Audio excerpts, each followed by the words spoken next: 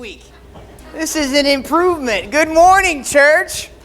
It is good to be hanging out with you guys today. I am excited to study together. Check it out. I went flannelless, so I'm not even going to sweat a drop. It is good to be with you guys today. I'm excited to study together.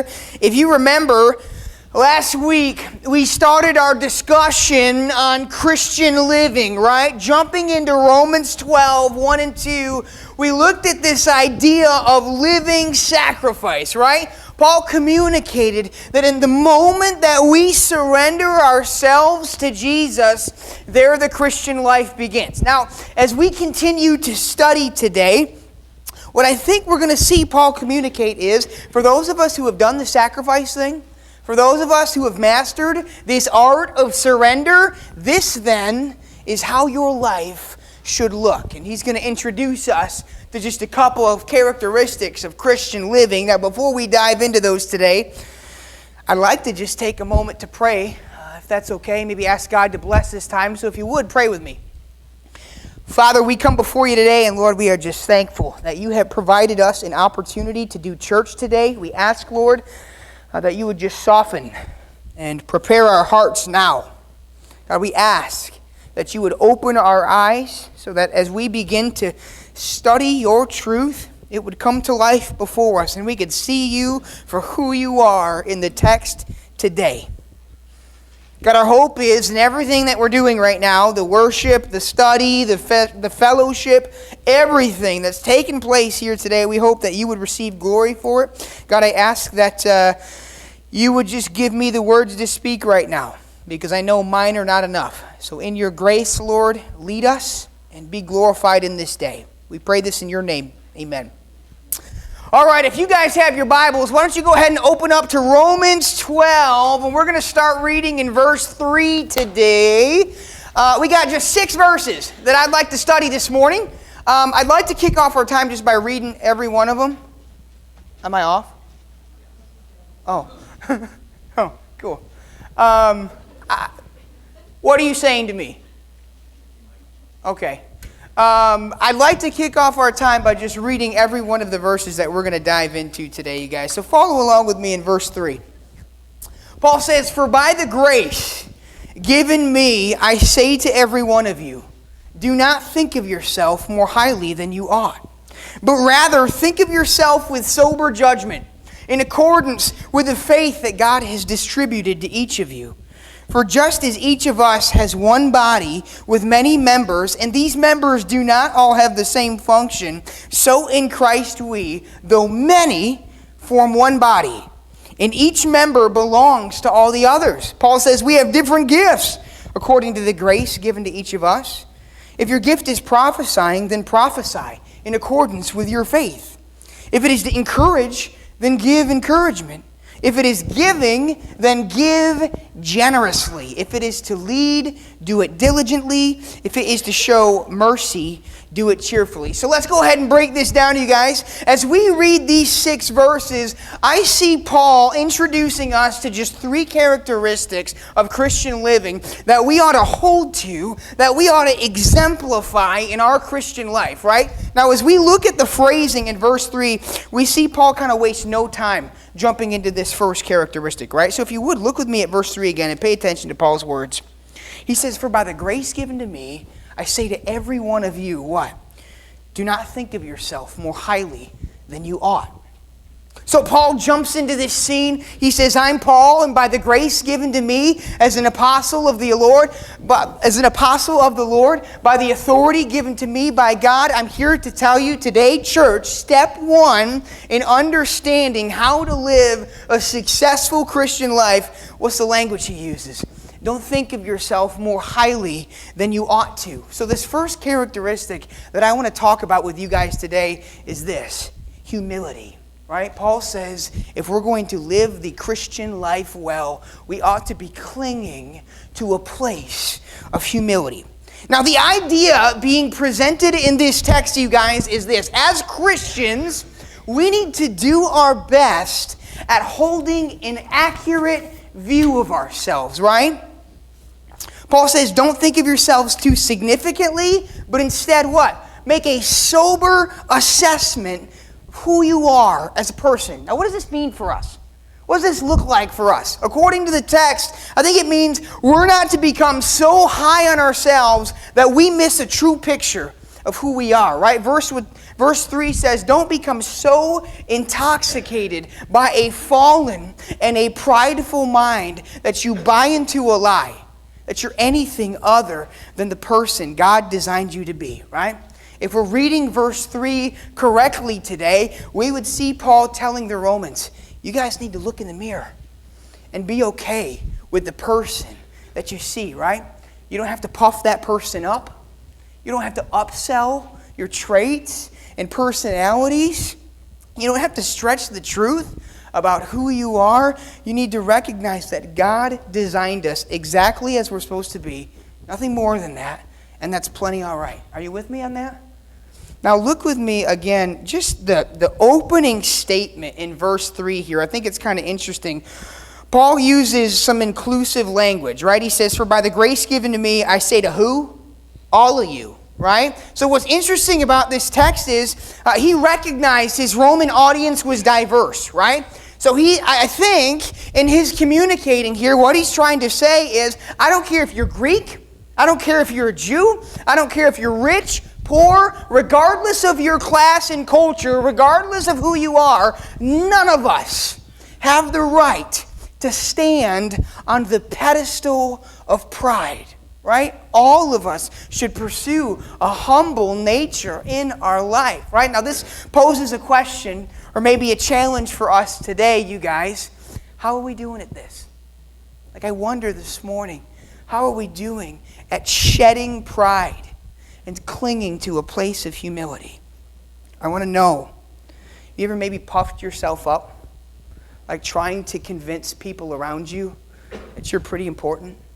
Or have you ever maybe boasted greatly of your accomplishments because you think they're just that, your accomplishments?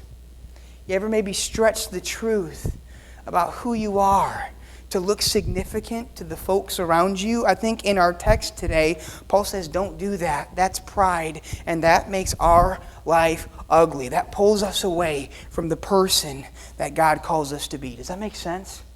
Now let me tell you guys a story real quick. I'm going to take you back to, freshman year of high school. So this was baby face, no beard, no tattoos, 40 pounds ago. Much more agile days, right?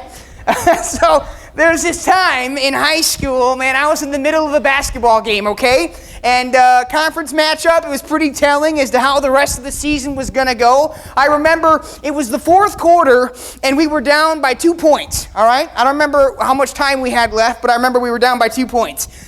And let me just say, I was having a game of all games, right? I was doing pretty well, okay? Couple baskets, couple steals, and I even had a block, which for a guy that is 5'7", legs as little as mine, that was a pretty big accomplishment, right? So I'm feeling myself. It's the fourth quarter. The opposing team is bringing the ball up the court, right? Now I watch as this point guard goes to dish it off to a teammate. I read the play, I step in, I steal the ball, off we go on a fast break, right? Now, as we're on this fast break, I realize I have defense tight on my shoulder. And as I look up, I see my buddy Shane. He's wide open under the basket, right? And as I make eye contact with Shane, I can hear him yelling, ball, ball, ball, open, right? Now, context. Shane is a much better athlete than I am. He's more agile. He's probably all around more athletic. He's taller, which in that sport is a big advantage. I recognize that's not hard to do.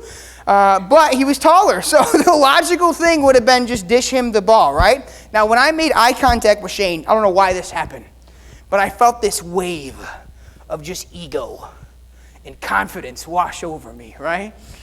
I don't know why, but I started reflecting on my game, and I thought, man, I don't need Shane. Forget you, buddy, I got this, right? So in a moment's notice, I made a decision to ignore this guy and drive it to the basket, right? Underhand, beautiful textbook layup. I hit the ground, and I look back because I want to bask in glory as I see this ball fall into the basket, right? Now as I look, the ball goes up, it bounces off the backboard. You want to know what happens next? brick, right? Nothing happened. The ball didn't even touch the rim. I was nowhere near making the basket. It was the most humiliating experience of my entire life, you guys. So the opposing team got the ball. They scored. Long story short, we lose. My coach kicked the trash can, yelled in my face, and then I didn't play basketball for the better part of like the next month, right? Ow, right? Now, looking back, I said I wasn't going to sweat today, and it's already happening. My apologies. Looking back on this situation, I think, man, if only I would have better assessed, right? If only I would have evaluated myself as a more significant passer in that play than I would have been a shooter, things probably would have gone a little bit differently, right? I probably wouldn't have made a fool of myself, and things probably wouldn't have gotten so messy. But in our text today, I think we see Paul saying, well, that's what happens when you let pride get in the way of your life. That's what happens when you overly assess yourself and think too highly. It gets messy. Are you with me? James 4 tells us God opposes the proud. That's strong language, right? God opposes the proud, and he gives grace. He favors the humble.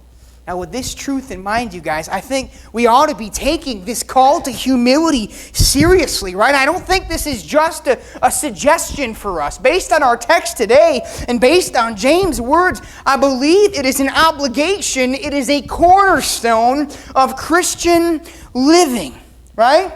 Are you with me? All right. Sorry, I need you to talk at me or else I feel like we're all sleeping.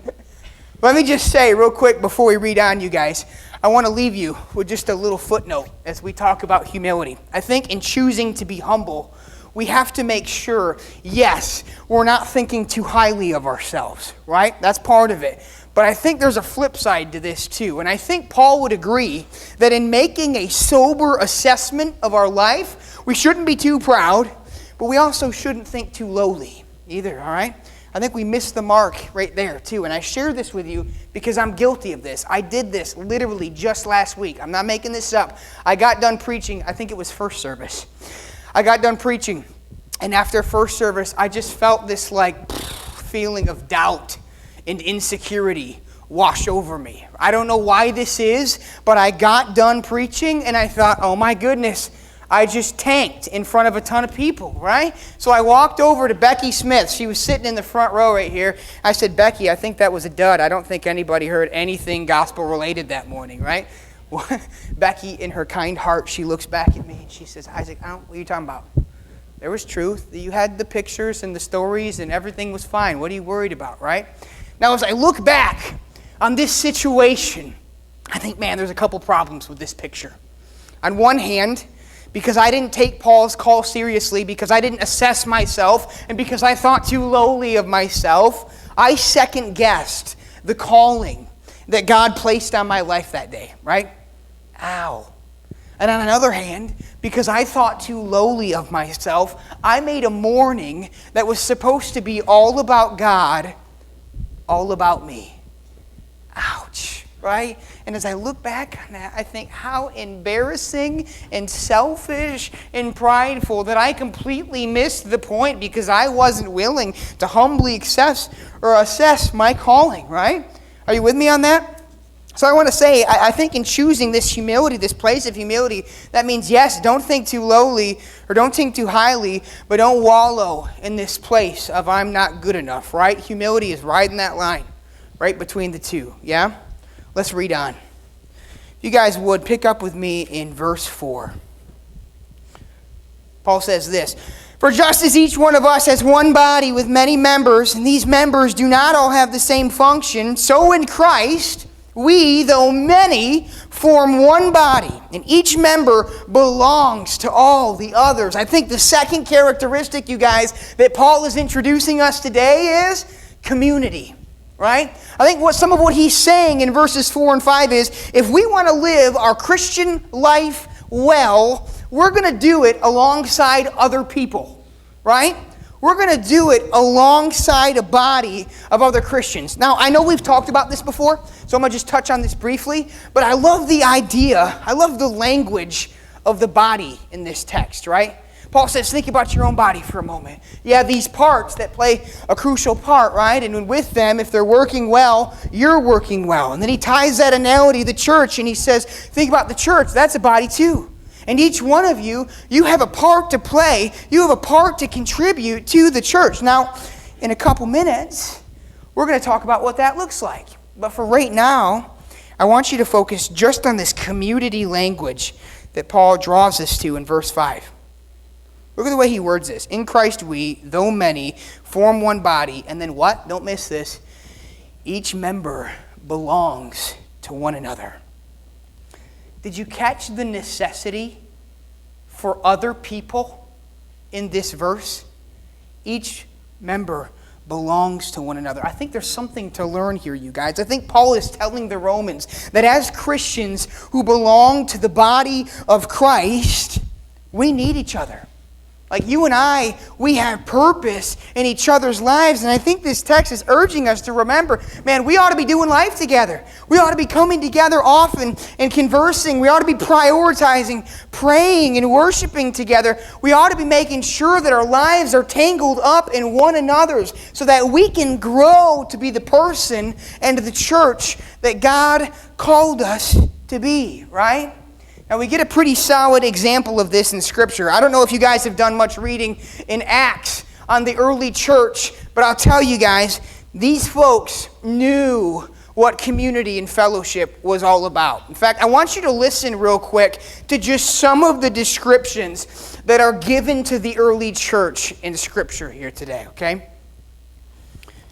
Bible says the early church, they were of one accord. They held everything in common. They prioritized being together in the same place. They shared possessions. Literally, they lived together. And I think about, man, our call to community this morning, and I think if we're taking it seriously, this doesn't just have to be a description of the early church. In a way, it should probably look a little bit something like RBC too, right? Like I wonder this morning, do we hold everything in common like they do? Do we share in our time, in our efforts for the good of the church?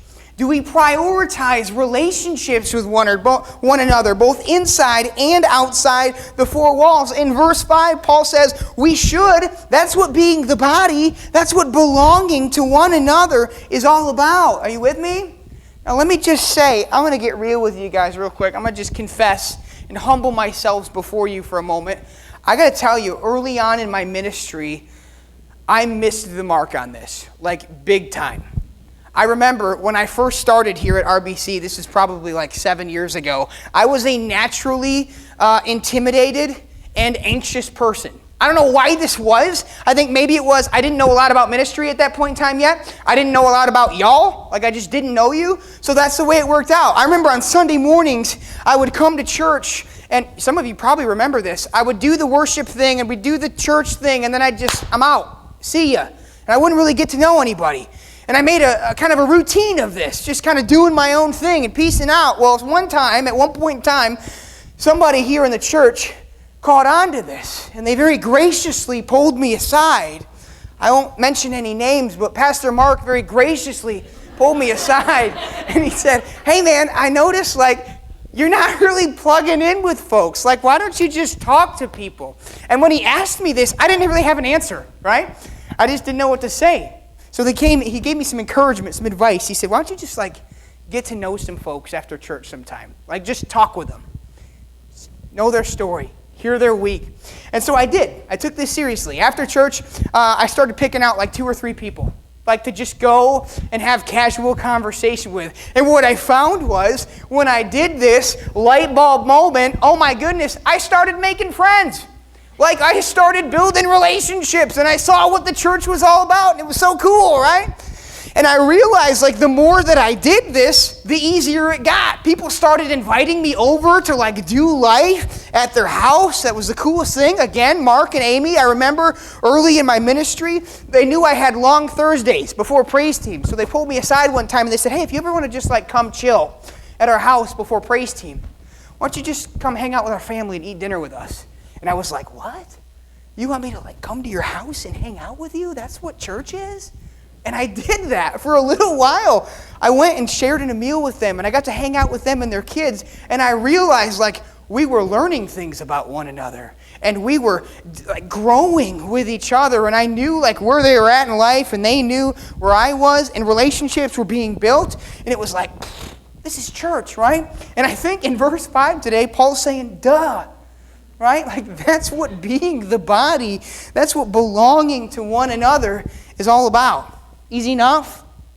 Listen to these words real quick from N.T. Wright. This guy is a theologian and a church leader. He talks about community and fellowship, saying this: the church exists primarily for two closely correlated purposes: to worship God and work for His kingdom. The church also exists for a third purpose, though. Listen to what he says: to encourage one another, to build one another up in faith, to pray with and for one another, to set examples for one another to follow, challenges to take up, and urgent tasks to perform. Wright says this is all part of what is loosely known as Christian fellowship. And I read these words from him and I think, man, that's good. I wonder this morning, you guys, does our community, does our fellowship look something like that?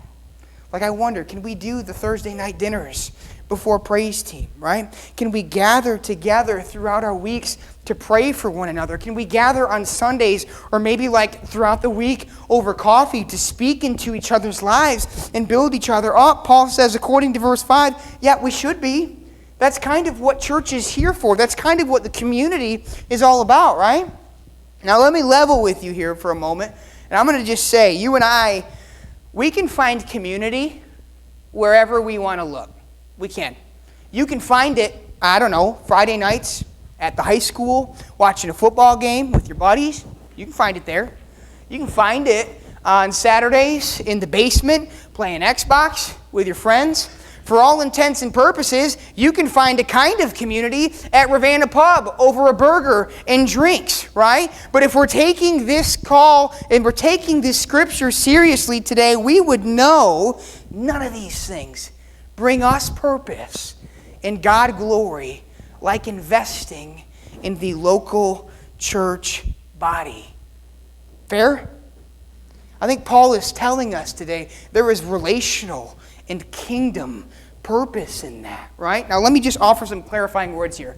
I'm not telling you guys that you shouldn't go watch football with your friends on Friday. I'm not saying it's bad to go and catch up over dinner with your people, but I am saying, and I think Paul would agree, none of these things are a replacement for church, right? So we should prioritize plugging in together, right? Hebrews tells us this. Listen to these words.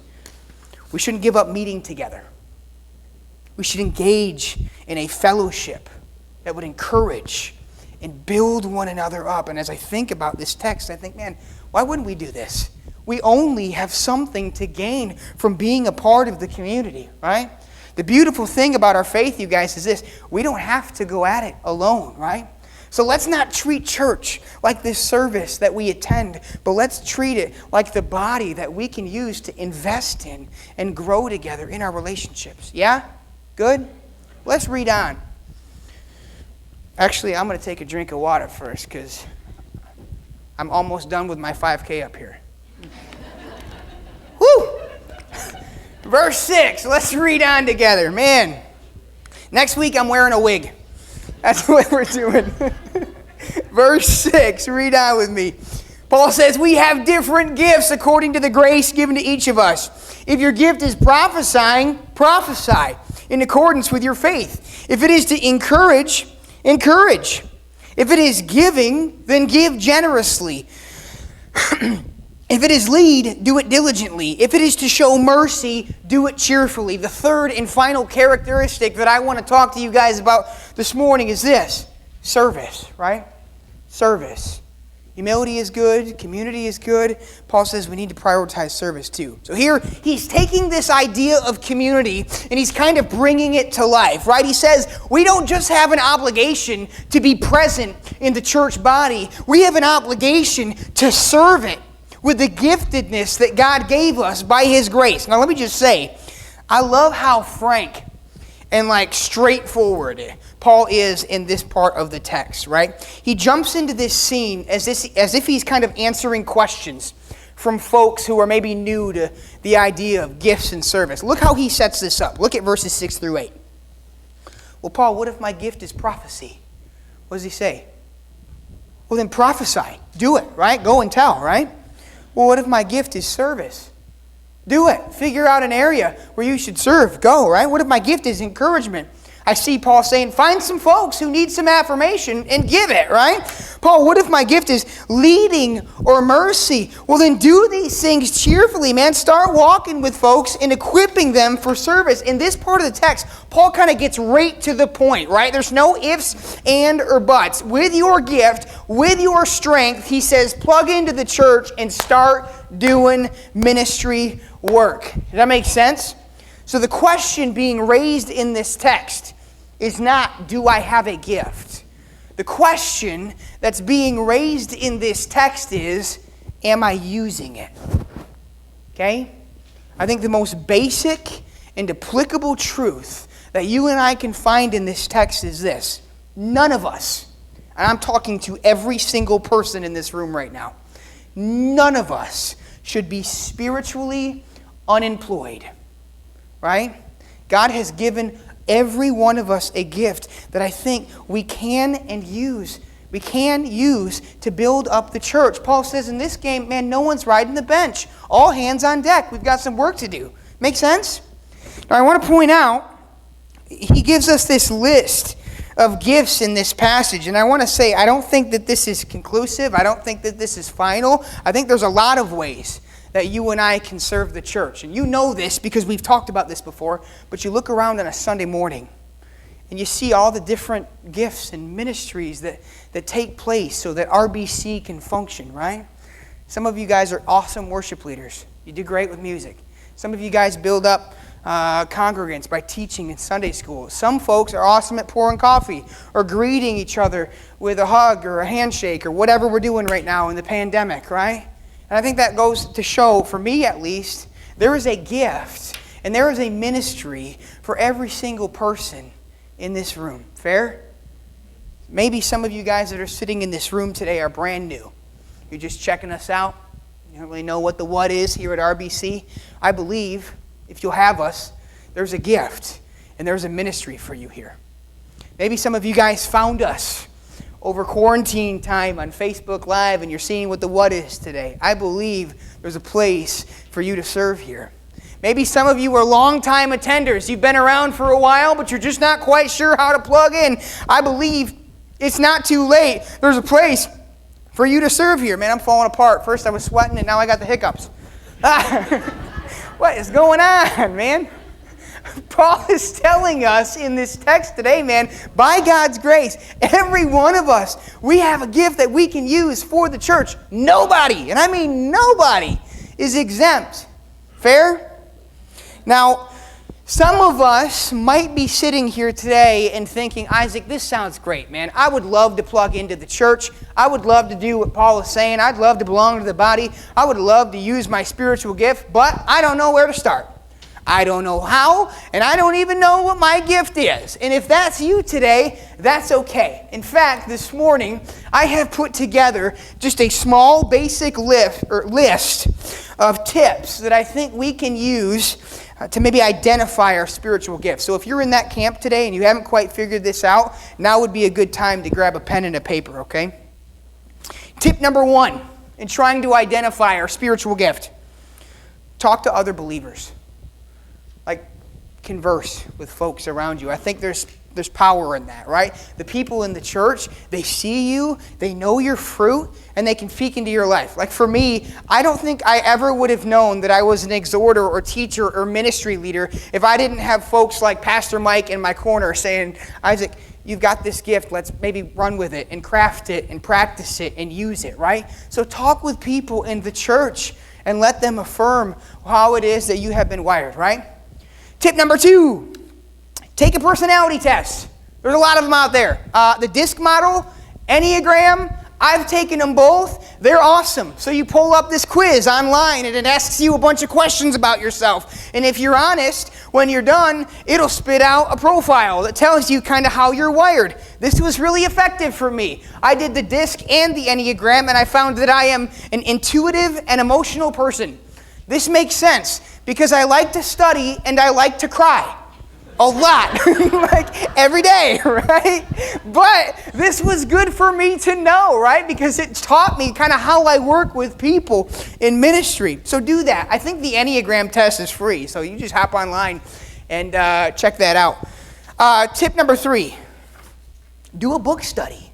So I have this here, Don and Katie Fortune, Discover Your God-Given Gifts.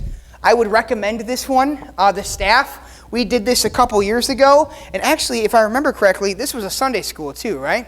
So there's a lot of folks in this church who have worked through this, and I will tell you, it was so telling for me, you guys, because I learned what my spiritual gifts are in here, and looking at all of them, I learned what my spiritual gifts are not. Like, that was good to know, right? I learned that I'm kind of a creative leader, and with that, I'm not a very organized person, right? I'm not as administrative as, say, Mary or Pastor Mark, so I shouldn't try to be, right? So this was very good. It said, hey, this is your gifts. These are some things that you need to work on. So if this is something you're interested in, talk to me or some of the other pastors. I'm guessing we could probably get a copy in your hands. So there's that. 4th tip, probably the most obvious one.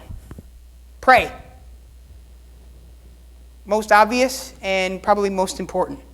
Pray, pray, pray, pray, right? The Gospel of Matthew tells us, ask, and it will be given to you. Seek, and you will find. Knock, and the door will be opened. For everyone who asks receives. The one who seeks finds. And to the one who knocks, the door is opened. Jesus is teaching in this text that should we pray earnestly and continuously, I believe God will hear and act upon our requests. So while all these other things I just shared with you are good things, I'm thinking the most powerful thing you can do to identify your gift is just go to the Lord and say, God, help me. Will you search my heart? Will you teach me how you've strengthened me? Will you teach me how you've equipped me? Can you put me in positions where maybe I can practice my gift and figure it out? Pray, right? Easy enough? I don't know, I could be wrong, but I think we follow these 4 things, we're probably going to be one step closer to serving our church with our spiritual gift, right? Now it's almost time for me to be done. Before we wrap up, I'd like to go ahead and draw your attention to just one more passage. So if you would, turn with me to 1 Corinthians 12. I'm going to be real with you guys. This is anticlimactic. I don't have a fancy hook. I don't have a big motivational story to send you with today. I just have one passage, but I think it's going to be plenty telling for us in our sending today. 1 Corinthians 12, we're going to start reading in verse 21. So Paul's talking to the body here. He's talking about the church. With spiritual gifts in mind, Paul says this. The eye cannot say to the hand, I don't need you. And the head cannot say to the feet, I don't need you. On the contrary, those parts of the body that seem to be weaker are indispensable. Unpresentable are treated with special... I missed a part here. And the parts that we think are less honorable, we treat with special honor. And the parts that are unpresentable are treated with special modesty, while our presentable parts need no special treatment. But God has put the body together, giving greater honor to the parts that lacked it, so that there should be no division in the body, but that its parts should have equal concern for each other. If one part suffers, Paul says every part suffers with it. If one part is honored, every part rejoices with it. Let me just break down what's happening in this text. So Paul is dealing with the church in Corinth here. Now let me tell you a little bit about this church. These guys had a stacked deck ministerially, right? They had all of the resources and all of the gifts to be possibly the most influential church in all of history. The problem was their heads were too big. They got in the way of the mission that God called them to. So there are some folks in this church that started identifying their spiritual gifts, right? And some of them thought, okay, my gift is bigger, better, and more significant than this person's, so I'm more effective in the church. And some people were saying that person is lazier than me, and their gift is more significant than me, so their gift is less significant than mine, so they're not going to be used like I'm going to be used in a church. And there was fighting and bickering and pride. And what we found is this church with awesome potential fell flat on its face and needed some rebuking because things got messy, right? Now, I share this with you today, not to scare you or because I think this looks anything like us. I share this with you because I think, man, what a perfect example of what it looks like to not take today's teaching seriously, right? What a perfect example of what it means to be swallowed up by pride and disengaged with the body. Now let me be clear, what's happening here with the church in Corinth, I don't think that's going to happen to us. I don't think that's who we are. I look around this room this morning and I see a lot of potential. I see a lot of gifts, and I think we can do a great work for Jesus and His kingdom. That being said, it starts with humble folks who have a desire to be community-oriented. We can't go at it alone, and we can't go at it pridefully, right? So I believe this morning, if we stay rooted to a humble nature, and we journey on this Christian path together as a church, rooted as one community, discipleship's going to happen. Amen? All right, so next week, we're going to go ahead and jump into our last characteristic of Christian living. I think it's probably the most important one. But for right now, I just want to pray for us, and I think we do have a song. I'm going to sing you a song. We're going to worship together. Let's pray. Father, we love you, and we thank you for this day. We ask, Lord, that as we go today, you would help us to stay a humble people. You would help us to assess ourselves soberly so that we know who we are in you. God, we thank you that you have provided us with such an awesome church, a community that we can plug into and do life and ministry with. God, I ask that we wouldn't take that for granted. Help us to stay rooted, help us to stay unified, and help us as one church, one body, to look to you as you call us to what you have for us. Father, we love you. We just give you praise and thanks that you have allowed us time to worship and fellowship today. We pray this in your name. Amen.